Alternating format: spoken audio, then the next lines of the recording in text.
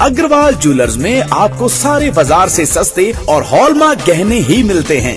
इसके साथ gold, silver, diamond ornaments, 916 BIS approved hallmark gold. तो अपने रूप की सजावट को बरकरार रखने के लिए आज ही विजिट करें Agarwal jewellers, near post office, Chamba, Himachal प्रदेश।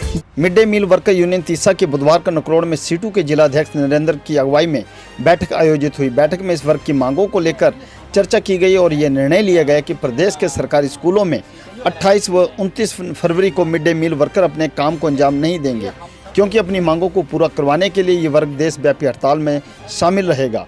बैठक में ये भी फैसला लिया गया कि अगर इसके बाद भी सरकार ने इस वर्ग की सुध नहीं ली तो ये वर्ग अपने आंदोलन को तेज करने के लिए मजबूर होगा। बैठक में शिक्षा खंड तीसा, कल्हेल व सलूनी के मिड डे मील वर्करों ने भाग लिया। बैठक में सरकार से ये भी मांग की गई कि स्कूलों में मल्टीटास्क वर्कर की भर्ती में इस वर्ग को प्राथमिकता दी जाए। उन्होंने कहा कि सरकार ने ये मांगे नहीं मानी तो उसे इसके परिणाम भुगतने पड़ सकते हैं। सीटू के जिलाध्यक्ष नरेंद्र ने इस बारे जानकारी दी।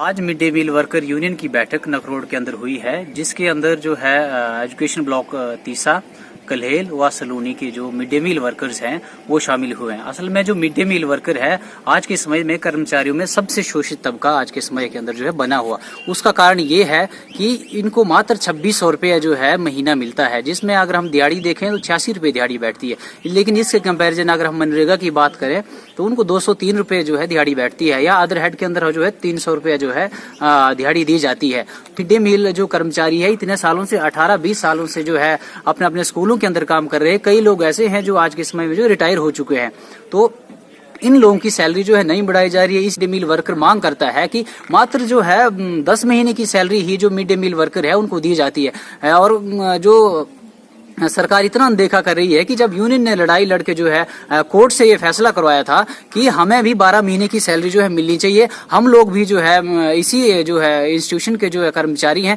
लेकिन जो सरकार बिल्कुल ही जो है आनाकानी कर रही है, बिल्कुल जो है अभी गूंगी बनी हुई है। तो इसके खिलाफ मिड डे मील भी जो है पूरे देश के अंदर संगठित हो रहा है, चंबा के अंदर भी, हिमाचल के अंदर भी जो है लोग संगठित हो रहे हैं कि इस तरह का जो भेदभाव है, ये जो शोषण चला हुआ है मिड डे मील वर्कर के साथ, वो नहीं होना चाहिए। जो सुविधाएं एक सरकारी कर्मचारी को मिलनी चाहिए, इनको भी सरकारी कर्मचारी का जो दर्जा मिलना चाहिए और सैलरी के अंदर इजाफा होना चाहिए। और इसी के साथ साथ जो मल्टीटास्क वर्कर है, जिस तरह से आंगनवाड़ी जो कार्यकर्ता है उनको जो है एनटीटी में जो है आरक्षण दिया जा रहा है, कुछ एक चीजें आरक्षित की जा रही है, उसी तरह से जो आपका मिड डे मील वर्कर जो इतने सालों से जो स्कूल के अंदर सेवाएं दे रहा है उनको जो है प्राथमिकता मिलनी चाहिए। जो मल्टीटास्क वर्कर जो भर्तियां जो है स्कूलों के अंदर की जा रही है, और इसी के साथ जो अखिल भारतीय हड़ताल है 28 और 29 मार्च को होने जा रही है, और उस दिन कोई भी किसी भी स्कूल में जो मिड डे मील वर्कर जो है काम नहीं करेगा। अगर सरकार इसी तरह का हट करती है तो इसी के साथ साथ हमारे जो भी बन पड़ेगा इस सरकार के खिलाफ,